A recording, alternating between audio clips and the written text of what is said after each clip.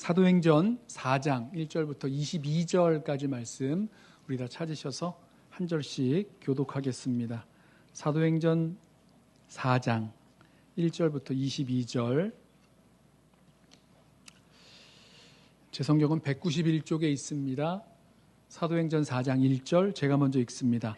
사도들이 백성에게 말할 때에 제사장들과 성전 맡은 자와 사두개인들이 이르러 예수 안에 죽은 자의 부활이 있다고 백성을 가르치고 전함을 싫어하여 그들을 잡음에 날이 이미 저물었으므로 이튿날까지 가두었으나 말씀을 들은 사람 중에 믿는 자가 많으니 남자의 수가 약 5천이나 되었더라.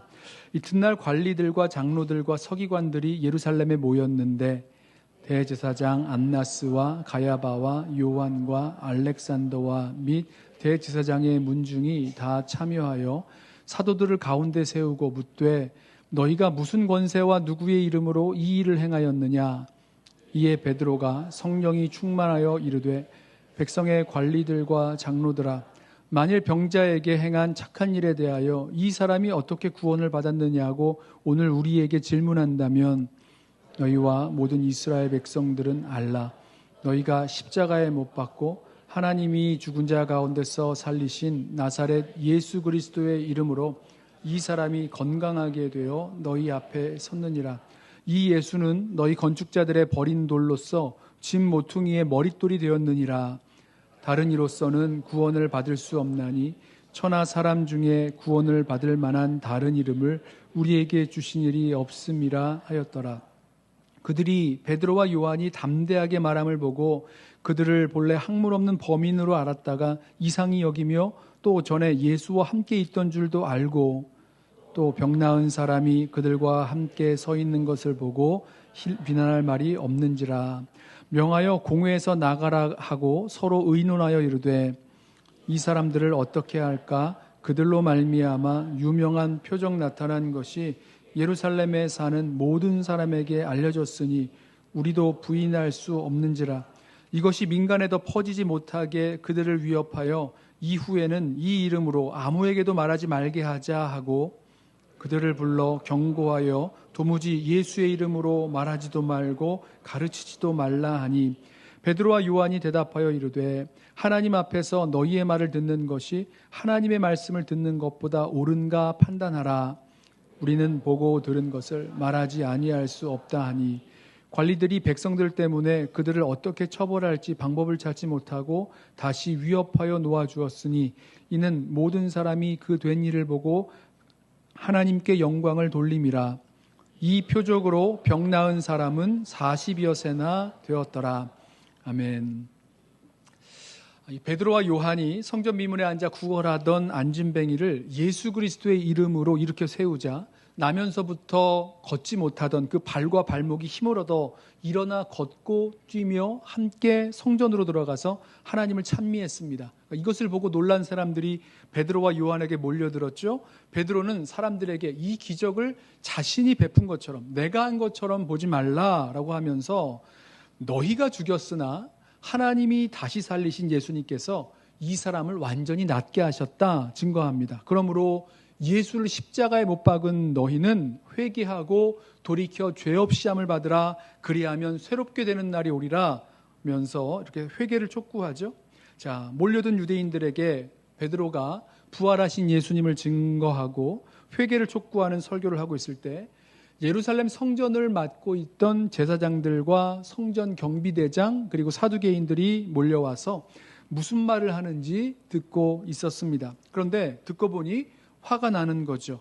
백성을 가르칠 자격도 없는 자들이 성전에 올라와서 사람들을 가르치는 것도 못마땅한 데다가 얼마 전에 십자가에 죽은 그 예수가 부활했다고 전하는 것도 화가 났습니다. 이제 오늘 본문이 이어지는 바로 앞에서 그 베드로가 한 설교의 마지막 내용이 무엇이었냐면요. 3장 26절에 하나님이 그 종을 세워 복 주시려고 너희에게 먼저 보내사 너희로 하여금 돌이켜 각각 그 악함을 버리게 하셨느니라. 베드로는 사람들에게 너희가 죽인 그 예수를 하나님이 살리셨으니 너희는 돌이켜 회개하라고 하는 겁니다. 이렇게 회개하라. 예수님이 살아나셨다. 너희가 죽인 예수님이 살아나셨다. 회개하라. 이런 설교를 하니까 듣고 화가 난 거죠. 그래서 이 두 사도 베드로와 요한을 잡아서 유치장에 가둡니다. 성전 소란죄라던가 아니면 위법행위를 근거로 잡아 가두었을 텐데요. 그날 이제 날이 저물어서 재판을 할 수는 없었고 베드로와 요한은 그 유치장에서 하룻밤을 지내고 다음 날 사내들인 공회로 재판, 신문을 받으러 끌려갑니다. 이 베드로와 요한을 사내들인 공회의 한가운데 세우고 두 사람을 삥 둘러앉은 대제사장 안나스와 가야바를 비롯한 그 대제사장 문중들, 또 백성의 장로들, 서기관들, 그들이 이제 베드로에게 또 요한에게 신문하며 묻습니다. 네가 누구라고 감히 무슨 권세가 있다고 또 누구의 이름으로 이런 일을 하였느냐? 아주 고압적인 그런 위협적인 질문을 신문을 하는 거죠. 그런데 이 베드로와 요한은요, 전혀 이 고압적인 자세와 이 위협에 굴하지 않고 전혀 두려움 없이 오히려 또박또박 논리정연하게 대답을 합니다. 그게 8절부터 12절까지 말씀이에요. 다시 한번 들어보세요. 백성의 관리들과 장로들아, 만일 병자에게 행한 착한 일에 대하여 이 사람이 어떻게 구원을 받았느냐고 오늘 우리에게 질문한다면 너희와 모든 이스라엘 백성은 알라. 너희가 십자가에 못 박고 하나님이 죽은 자 가운데서 살리신 나사렛 예수 그리스도의 이름으로 이 사람이 건강하게 되어 너희 앞에 섰느니라. 이 예수는 너희 건축자들의 버린 돌로서 집 모퉁이의 머릿돌이 되었느니라. 다른 이로서는 구원을 받을 수 없나니 천하 사람 중에 구원을 받을 만한 다른 이름을 우리에게 주신 일이 없음이라. 보세요. 베드로와 요한이 지금 성전에서 설교하다가 잡혀온 겁니다. 그런데 성전에서 했던 설교의 내용을 다시 반복하면서 그대로 이 공회원들의 면전에다가 오히려 더 분명하고 담대하게 증거하는 거죠. 너희가 십자가에 못 박은 예수를 하나님께서 다시 살리셨다. 우리는 그 나사렛 예수의 이름으로 이 안진뱅이를 일으켰다. 성경이 말한 대로 건축자들의 버린 돌, 너희가 십자가에 못 박아 죽인 그 예수가 집 모퉁이의 머릿돌, 하나님이 보내리라 예정하신 그 메시아, 주와 그리스도 왕이 되셨다. 자, 이렇게 오히려 당차게 예수를 십자가에 못 박은 그들의 죄를 폭로하면서까지 대답을 했습니다.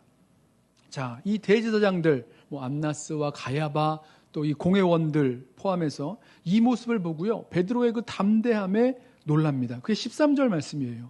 그들이 베드로와 요한이 담대하게 말함을 보고 그들을 본래 학문 없는 범인으로 알았다가 이상히 여기며 또 전에 예수와 함께 있던 줄도 알고.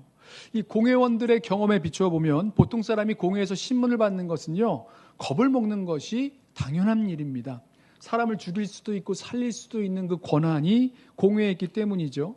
말 한 번 잘못했다가는 죽을 수도 있는 거잖아요. 더구나 학문 없는 베드로, 문자적으로 해석한다면 글을 못 읽는 베드로가 아니 어떻게 이렇게 담대할 수 있느냐라는 거죠. 모르는 게 많으면 두렵잖아요. 성경 지식도 부족하고 법률 지식, 세상 지식, 학문과 논리 아는 게 힘이라고 뭔가 좀 알아야 담대할 수 있을 텐데 아무것도 모르는 갈릴리 어부 출신의 베드로가 아니 어떻게 이렇게 담대할 수 있는 것이냐는 겁니다. 이해가 안 되는 거죠.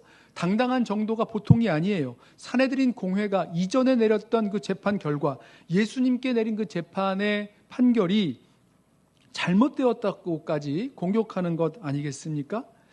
베드로는 사실 이 보통 사람들보다 더 두려워할 만한 사람이었습니다. 왜냐하면 베드로는 보았어요. 지금 서 있는 이 사내들인 공회에서 거짓 증인을 세우고, 공회가 거짓 증인을 세우고 신문을 해서 예수님을 죄인으로 몰아서 사형을 언도했던 것 직접 보았습니다. 예수를 죄 없다면서 이게 죄 없다고 석방하려고 했던 빌라도를 종용해서 십자가에 못 박도록 만든 것도 알고 있었습니다. 그러면 지금 베드로는 그때 예수님처럼 억울한 죽음을 당할 수도 있는 처지 아닙니까? 이게 오래된 일도 아니고요. 바로 얼마 전에 있었던 일이에요. 게다가 사내들인 공회는요, 베드로의 모든 그 사정을, 베드로의 그 형편을 다 알고 있는 것으로 보입니다. 베드로가 학문 없는 범인, 그러니까 배운 것이 없는 보잘것없는 사람인 것도 알고요. 얼마 전 십자가형으로 죽임당한 예수를 따라다녔던 제자였다는 것도 알고, 혹시 예수님이 신문 받던 그날 밤 베드로에게 예수님의 제자가 아니냐고 물었던 그 대제사장의 종들에게 베드로가 나는 예수를 모른다고 3번이나 부인하고 마지막에는 저주까지 하면서 도망쳤던 그 사건도 알고 있었는지 모르겠습니다. 자, 그런데 그토록 두려워할 만한 베드로가 전혀 두려워하지 아니하고, 공회에서 신문을 받으면서도 두려워하지 아니하고, 어떻게 이렇게 당당하고 담대하게 예수님을 증언할 수 있었을까? 자, 무엇이 베드로를 이렇게 담대하게 변화시켰을까? 오늘 본문에서 그 몇 가지 이 담대함의 이유들, 그 요인들을 좀 찾아보려고 합니다. 그래서 우리도 베드로처럼 우리 믿음의 여정을 걸어 나갈 때에 정말 담대한 인생 살아갈 수 있는 예수의 증인들 되기를 소원합니다. 자, 첫 번째로 성령 충만함이 그 담대하게 하였다는 것을 볼 수 있습니다. 8절을 보실까요? 이에 베드로가 성령이 충만하여 이르되. 자, 이후에 베드로가 했던 모든 그 담대한 증언들과 그 선포들, 이 모든 것이 성령 충만함에서 시작됐다는 사실이에요. 베드로가 사내들인 공회 가운데서, 그 위협적이고 고압적인 사내들인 공회 가운데서 담대하게 말할 수 있었던 그 이유, 성령으로 충만하였기 때문입니다. 여러분, 성령으로 충만하다는 것은요, 우리를 두렵게 하는 것들이 다 사라졌다는 뜻이에요. 성령 충만해서 이 충만이라는 말이요, 가득하게 채운다는 말입니다. 이렇게 항아리에 물이 반쯤 차 있다고 생각을 해보세요. 여기에 물을 붓습니다. 계속 물을 부어서 물이 점점 차오릅니다. 항아리를 가득 채웠다가 이제 흘러 넘치게 되죠. 그러면 이것을 충만이라고 합니다. 가득 채워 넘치게 되는 것, 이걸 충만이라고 하는데, 성령이 뭐 물체는 아니지만 비유하자면 우리 속사람, 우리의 마음과 생각을 성령으로 가득하게 채워서 흘러 넘치게 된 상태를 생각해 보세요. 자, 이 성령 충만을 거꾸로 생각을 해보면 이런 겁니다. 이전에 우리의 마음과 생각을 채우고 있었던 것들이 있어요. 우리를 무서워하게 만들고 두렵게 하게 만들고 의기소침하게 만들고 했던 그 모든 것들, 자, 이런 것들이 이제 성령 충만함으로 말미암아 다 흘러 넘쳐 빠져나가고 성령으로만 가득하게 채워지니까 이제 더 이상 두려워할 것이 없는 거죠. 여러분, 베드로가 두려워할 만한 생각들과 마음들 얼마나 많이 있었겠습니까? 이 공회 앞에서 잘못 말했다가 말꼬투리라도 잡히면 이거 어떡하나? 아무 죄 없으신 예수님도 이 공회에서 사형에 해당된다는 그 판결을 받아서 십자가에 못 박도록 넘겨졌는데, 나도 그렇게 되면 어떡하지? 나도 십자가에 못 박히는 건 아닌가? 저 음흉한 놈들의 계략에 말려들었다가는 끝장날 텐데 이거 어쩌지? 나 이거 재판도 잘 모르고 어떻게 할지도 잘 모르는데 이 상황과 형편을 어떻게 해야 되는 거야? 자, 베드로를 두렵게 만들 수 있었던 과거의 기억들, 현재의 위협들, 미래의 불안함, 이런 요소들이 수두룩하게 있었지만 여기에서 성령 충만하면 우리의 마음과 생각을 채우고 있었던 이런 불안 요소들과 두려움 대신에 하나님께서 주시는 말씀, 소망의 약속, 또 결국은 승리하리라는 그런 믿음, 확신, 희망, 이런 것들로 채워지게 되는 거죠. 다른 것들은 안 보이게 되는 겁니다. 오직 주님만이, 또 주님께서 우리의 소망 되시는 것만이 우리 심령 가운데 보이고 확신 가운데 담대하게 증언하게 되는 거죠. 성령 충만한 베드로가 공회의 질문에 대답하면서 이런 말을 합니다. 자신이 하나님 앞에 있다, 이런 표현을 합니다. 19절에 보면 하나님 앞에서 이런 말을 하는데요. 지금 현실은요, 베드로를 둘러싸고 있는 71명의 사내들인 공회원들, 대제사장들, 백성의 장로들, 관리들이, 이 유대의 권력자들이 무시무시한 위협의 눈을 무시무시한 위협으로 무서운 눈초리로 이놈들을 다 말살하겠다. 예수를 십자가에 못 박은 것처럼 예수의 제자인 너희들도 죽이겠다. 이와 같은 위협 앞에 있었을 거예요. 눈으로 보았을 것입니다. 그런데 베드로에게 있어서 위협은 위협이고 자신이 하나님 앞에 서 있다, 이렇게 고백을 합니다. 성령 충만하여 하나님을 보고 있으니 사실은 무서운 것이 없는 거죠. 지금 하나님 보면서 하나님의 그 시선을 의식하면서 나아가는 겁니다. 사람의 위협과 사람의 그 두려운 시선이 아니라 하나님 앞에 있는, 우리 코람데오라고 하죠. 하나님 앞에 있는 그 신전의식, 코람데오의 의식을 가지고 나아가는 것입니다. 그때에 이 모든 두려움과 걱정, 근심 다 내어 쫓아버리는 거죠. 우리 잘 알고 있는 찬양 가사처럼 세상과 나는 간 곳 없고 구속한 주만 보이도다. 성령 충만하면 우리 마음과 생각을 채우고 있었던 모든 두려움과 걱정, 근심은 다 내어 쫓아져 버리게 되고 오직 주님만으로 또 하나님만으로 우리의 심령이 가득하게 채워지게 될 줄로 믿습니다. 그때 우리는 담대하게 우리의 사명을 감당하며 나아가는 거죠. 그러므로 여러분 성령의 충만함을 구하면서 사셔야 합니다. 특별히 어려운 일 만났을 때에 두려워지고 무서워지고 의기소침하고 낙심할 때에 그때 성령의 충만을 꼭 구하시길 바랍니다. 예수님께서 누가복음 11장에서 제자들이 와서 기도를 가르쳐 달라고 하죠. 그때 기도를 가르쳐 주시면서 비유를 하나 하세요. 한밤중에 그 친구의 집을 찾아가서 문을 두드리면서 좀 떡을 좀 빌려달라고, 한밤중이니까 막 잠을 깨우면서 그 떡을 달라고 간청하는 비유를 하시죠. 그때 하신 말씀이 구하라 그리하면 주실 것이요, 찾으라 그리하면 찾을 것이요, 문을 두드리라 그러면 열릴 것이다 라고 말씀을 하셨습니다. 근데 이게 무엇에 대해서 말씀하시는 것인가? 이어지는 말씀을 보면 그게 바로 성령이에요. 무슨 말씀이냐면 자녀가 생선을 달라고 할 때, 예수님 말씀입니다. 자녀가 생선을 달라고 하는데 뱀을 줄 아버지가 어디 있느냐? 자녀가 알을 달라고 하는데 전갈을 줄 아버지가 어디 있느냐? 너희가 악할지라도 좋은 것을 자식에게 줄 줄 알거든. 하물며 하늘에 계신 너희 천부께서, 하늘에 계신 너희 아버지께서 구하는 자에게 성령을 주시지 않겠느냐 말씀하십니다. 무엇입니까? 구하는 자에게, 성령 충만함을 구하는 자에게 분명히 성령으로 충만케 하시고 성령을 주시겠다 약속하신 거죠. 우리의 마음 가운데 두려움이 몰려올 때에, 의기소침하고 낙심할 때에, 그때 여러분 기억하세요. 내가 성령으로 충만한 게 아니라 내 마음이 두려움으로 충만한 거구나, 걱정으로 충만한 거구나.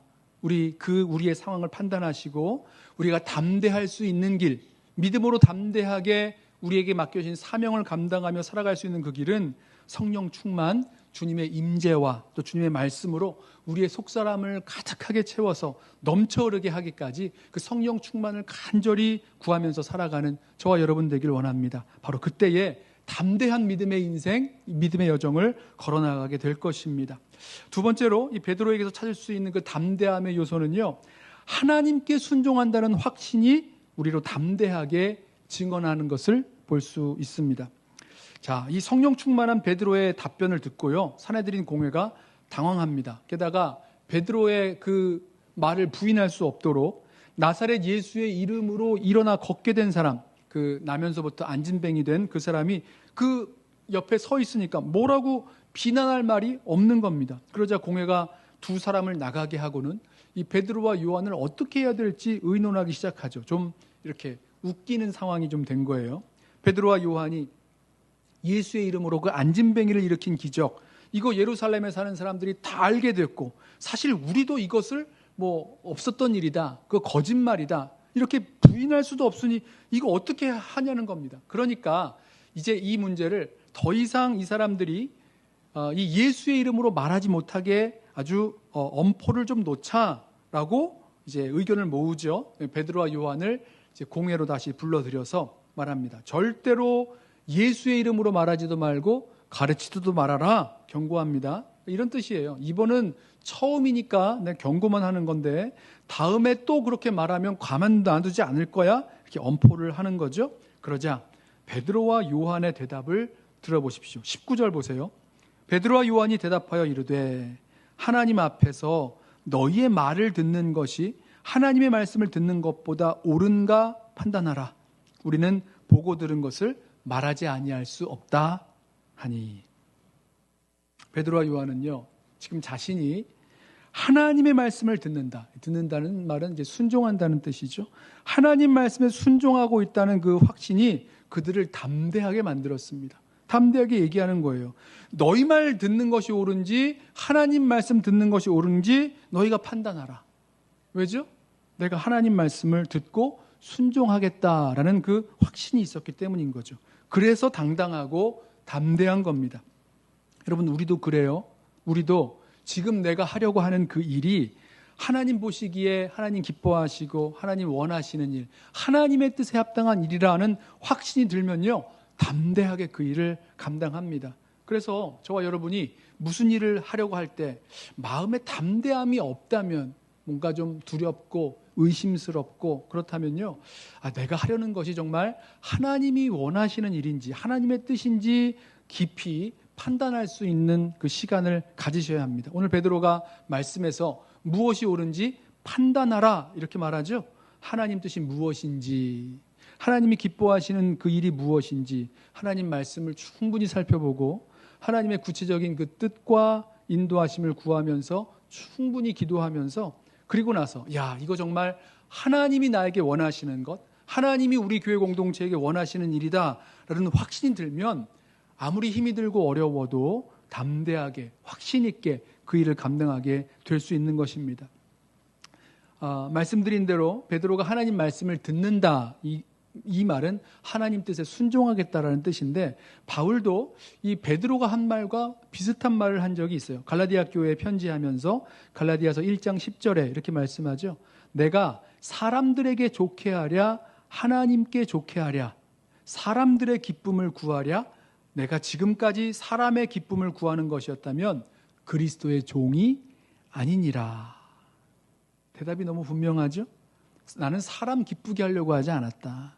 왜냐? 나는 사람의 종이 아니라 하나님의 종이기 때문이다. 그러니까 종은요, 주인의 말씀에, 주인을 기쁘시게 하고 주인의 말씀에 순종하면 되는 거잖아요. 여러분 보세요. 여러분, 우리 마음에 기쁨이 사라지셨습니까? 담대함이 사라지셨습니까? 그렇다면 지금 우리 인생에 누구를 주인으로 삼고 살아가는지, 누구에게, 무엇에게 순종하며 살아가려는지 여러분 자신의 모습을 한번 생각해 보십시오.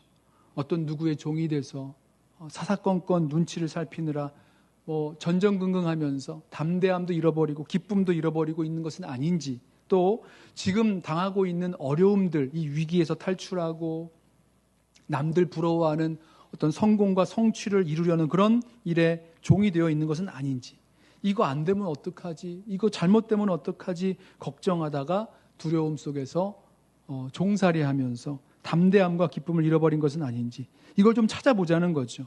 여러분, 우리가 담대함을 얻게 되는, 담대하고 당당하게 나아갈 수 있는 그 길은요, 우리가 누구의 것인지, 우리가 누구의 소유인지 기억하고 그 주인의 뜻에 분명하게 순종할 때라는 겁니다. 종은요, 주인의 명령을 듣고 그 주인의 명령에 순종하면 그때 담대해지는 거죠. 사실은 다 이해하지 못할 수도 있어요. 왜 이렇게 하라고 하시는지, 주님께서 나에게 하시는 그 말씀들이 다 이해가 안 되더라도 주님의 말씀에 순종하기만 하면 되는 거니까 그때 우리들 가운데 담대하게 나아갈 수 있는 길이 열리게 되는 거죠.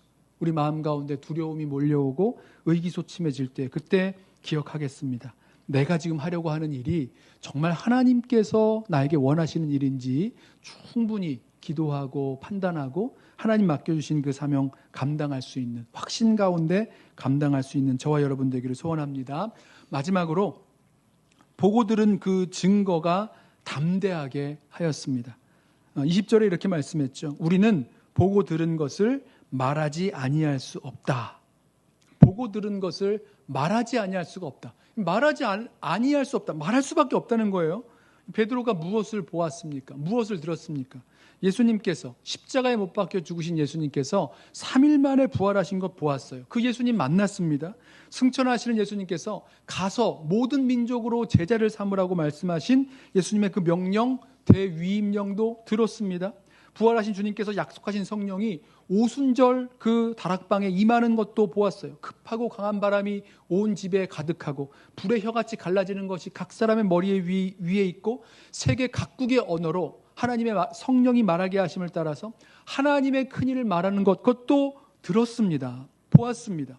예수의 이름으로 나면서부터 걷지 못하던 자를 손잡아 일으켰던 것도 분명히 보았습니다. 보세요. 예수님 살아계셔서 성령으로 우리를 다스리시고 구원하시는 그 역사의 현장을 보았고 들었고 경험했습니다. 보고 들은 증거가 확실하니까 이거 말하지 아니할 수 없다라는 겁니다. 이 담대함이죠. 말하지 않기가 어려워요. 여러분, 우리도 그런 거 있죠. 정말 이렇게 감동적인 TV 드라마를 보고 너무 재밌고 감동을 받으면 누군가에게 말을 하지 않을 수가 없을 정도가 됩니다. 너무너무 재밌다. 너 꼭 봐야 된다. 내 인생 드라마다. 이러면서 이렇게 얘기하게 되잖아요. 우리가 보고 들은 것이 확실하기 때문에 그렇습니다. 단기 선교 다녀와서 어제 이밸류에이션 미팅을 하는데 단기 선교 가운데서 어제 이밸류에이션 미팅 때뿐만이 아니라 단기 선교 다녀오신 분들이 그 가운데서 하나님께서 우리 교회 공동체를 통해서 단기 선교팀을 통해서 하신 일들을 증언하는 것 들으면서 우리는 정말 이 단기 선교 계속 가야 되고 보내야 되고 그런 믿음과 확신 가운데 이야기하는 것을 보았습니다. 그래요? 보았기 때문에 그래요. 증거가 있기 때문에 그러는 거죠. 단기 선교를 나아가 봤더니 하나님께서 그곳에서 우리를 통해서 일하시는 이 역사를 보았다, 들었다. 또 이 간증하는 시간들이 있는데 우리 단기 선교팀 저녁마다 모여서 말씀 나누고 또 그날에 있었던 일들을 서로 이렇게 증거하는 간증하는 시간들이 있는데 그때 내가 그걸 전에 들으면서 분명해지는 거죠. 무슨 말씀입니까? 우리 가운데 어떤 두려움이 몰려오고 어려운 일들이 생겼을 때, 의기소침해질 때 하나님께서 우리에게 보여주시고 말씀하신 그 증거들이 무엇이었는지 다시 한번 확인하기를 소원합니다. 분명해요. 하나님은 우리에게 말씀도 해주셨고 보여주셨고 살아계신 그 역사를 증거해 주셨기 때문에 하나님의 그 증거들이 다시 한번 우리들 가운데 확신이 있게 되어지면 그 말씀이 분명해지고 하나님의 약속이 분명해지고 하나님의 일하심을 본 것이 분명하면 다시 일어나 담대하게 그 일을 감당할 수 있게 되는 겁니다. 사랑하는 성도 여러분, 담대함 참 쉽게 잃어버리죠. 뭘 하려고 해도 근심스럽고 비관적이 되고 용기가 나지 않고 마음이 쪼그라들어요. 손엔 힘이 들어가지가 않습니다. 자신은 너무너무 초라해 보이고 어떻게 할지 모르겠어요. 여러 요인들이 있을 겁니다. 어려움을 당한 환경이 그런 요인이 될 수가 있고 특별한 일이 없는데도 계속해서 두려움과 부정적인 감정에서 헤어나지 못할 때가 있어요. 계속 마음은 쪼그라들고 부정적이 되고 아무것도 하기가 어렵고 그냥 다 포기하고 싶고 도망치고 싶고 이런 마음들이 듭니다. 그때 오늘 이 말씀에 나온 그 베드로를 한번 기억해 보시죠. 두려움에 도망치던 베드로가 담대하게 예수를 증거하는 증인이 된 모습. 베드로는 성령 충만받아 담대할 수 있었고요. 자신이 하나님이 맡기신 그 일을 한다는 확신 가운데 담대할 수 있었고요. 살아계신 주님의 증거, 하나님께서 우리에게 보여주신 그 보고 들은 증거가 너무나 확실하였기에 말하지 아니할 수 없었다. 담대하게 주님을 증언하게 됩니다. 자, 이 담대한 마음이 있어야 어려움도 뚫고 일어서고 물러서지 않고 버티고 견디고 싸우고 결국은 승리할 수 있게 되는 거죠. 위축되고 두려워할 만한 상황 가운데서 성령 충만함으로 담대하게 말씀을 전한 그 베드로와 요한을 우리 바라보면서 우리도 그들처럼 담대하게 되는 그 은혜가 저와 여러분들 가운데 임하기를 축원합니다. 담대해야 하나님 앞에서 의미 있게 살 수 있고 담대해야 하나님의 그 뜻과 목적을 이루며 살 수 있고 반대로 용기를 잃어버리면 두려움에 끌려가 버리고 말 것입니다. 아무것도 하지 못하고 무너져 버리고 마는 거죠. 우리 주님께서 우리 성도들의 심령 가운데 성령으로 충만할 수 있도록 성령 충만을 구하는 자들마다 성령으로 충만케 하시고 또 하나님의 뜻, 하나님의 기쁘시게 하시는 일이라는 확신 가운데 거하고 또 살아계신 주님의 증거, 그 증거가 우리로 정말 분명하여서 주님의 그 역사를 말하지 아니할 수 없게 되는 그런 담대한 믿음의 여정 걸어갈 수 있는 저와 여러분 되기를 주님의 이름으로 부탁하며 축원합니다. 기도하겠습니다.